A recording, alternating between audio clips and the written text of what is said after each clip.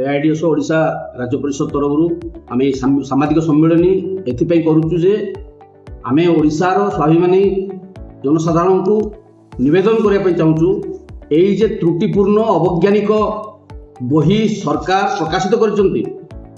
विद्यालय गणशिक्षा विभाग तरफ प्रथम अष्टम श्रेणी पर्यंत यही बही को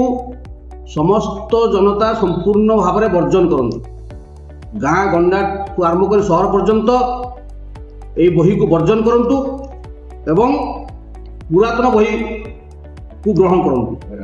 पुरातन बही यही वर्ष पढ़ा जाऊ यही त्रुटि अक्षमणीय यहीटा गोटे संपूर्ण भाव में क्रिमिनाल नेग्लिजेंस जानी शुणी सरकारी शिक्षा को ध्वंस करने देशीय विदेशी पुंजीपति मान शिक्षार द्वार व्यवसायर द्वार संपूर्ण भाव में उन्मुक्त करने उद्दिष्ट गोटे सुचतुर सुकौशल यही प्लानिंग से त्रुटि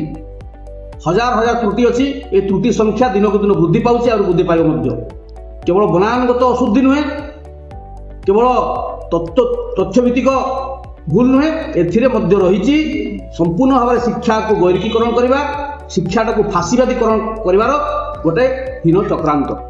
तार गंध ए स्पष्ट भाव बाहरी हो स्पष्ट भाव में भारतीय ज्ञान व्यवस्था ना बर्तमान गोटे निर्दिष्ट धर्म विषय को समस्त बही देते एपरिक गणित बही में पदयात्रा कहीं हुए भूगोल बही में माटी पवित्र कहीं हुए ये सब देवार आवश्यकता कौन रही साहित्य बही में विज्ञान पाठ जहाँ साहित्य जोटा भाषा को उन्नत करने कथा छात्र छात्री मान भितर नीति नैतिकता मूल्यबोधर कथा भरिया कथा गोटे वैज्ञानिक मनोभाव भरिया कथा मनीष पणिया तैयारी करने कथा गणतांत्रिक धर्मनिरपेक्ष वैज्ञानिक शिक्षा देवा कथा ये बही गुड़ाक संपूर्ण भाव में अवैज्ञानिक कपोल कल्पित बही एवं जहाँ वैज्ञानिक भाव में गोटे शिशु मनस्तत्व को नहीं निर्दिष्ट जो पाठ्यक्रम तैयारी हुए और पाठ्यक्रम गुड़िकर गोटे सुनिर्दिष्ट प्रक्रिया रही गोटे वैज्ञानिक प्रक्रिया रही से प्रक्रिया को संपूर्ण भाव में अणदेखा कर शिशु मैंने कौन किसी शिक्षा लाभ करें ना आम संपूर्ण भाव में मूर्ख करने गोटे सभ्यता को हाथ को छाड़ी पारू ना समग्र ओडिशावासी से अनुरोध करुचु ए बही को संपूर्ण वर्जन करूँ एवं गणशिक्षा मंत्री समेत जो मैंने त्रुटि दायी से तुरंत विरुद्ध में कठोर दंड विधान कर नूतन बही वर्जन करी पुरातन बही को पढ़ाती यही दाबी आम करुचु यही एपिल करुचु समग्र जनता को ना आगामी दिन में आ बृहत्तर छात्र आंदोलन चेतावनी आम सरकार को दूँ। एआईडीएस ओडिशा राज्य परिषद पक्षर आम आज सांबादिक सम्मेलनी करुछु ये सांबादिक सम्मेलनी रे आम राज्यवासी को स्वाभिमानी राज्यवासी को आम आवेदन करुछु जे छात्र छात्री मान मूर्ख करने जो त्रुटिपूर्ण पाठ्यपुस्तक बीजेपी सरकार प्रस्तुत कर संपूर्ण भाव में वर्जन करंतु एवं सरकार को आम दाबी करुछु जे पर्यंत विज्ञान सम्मत पाठ्यक्रम भित्तिक बही छपेकी निर्भुल बही छपेकी न दि जाइए से पर्यंत पुराणा बही रे पिला मानकु पाठ पढ़ा जाऊ ये दाबी आम मैंने करूँ एवं आज प्रेस कॉन्फ्रेंस जरिया आमे दाबी मध्य करूँ जे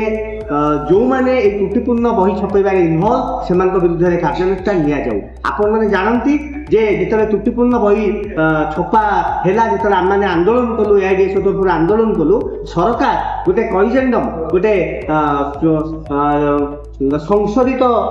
दलिल यहाँ सब स्कूल को पठेदेले किंतु संशोधित दलिल में आम देखा पाऊँ ए माड़माड़ भूल एक जिते बही लेखागला से कौन शिक्षाविद कौन शिक्षक क्या सहित किसी कनसल्ट होनी संपूर्ण भाव में अवैज्ञानिक कपोल कल्पित पाठ्यक्रम को भर्ती करागला एवं जिते भूल ये जो संशोधन दलिल जिते संशोधित दलिल को बर्तमान शिक्षक मानक देकी शिक्षक मानक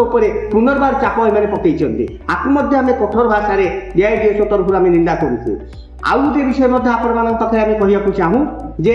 सरकार दुईटी संस्था गोटे पाठ्यपुस्तक प्रकाशन संस्था प्रेस भुवनेश्वर में पुणी गवर्नमेंट प्रेस आपंकर अच्छी कटक ता सत्वे सरकार प्राइवेट फार्म को देके बही छपई एवं ताहा गुजरात में छपई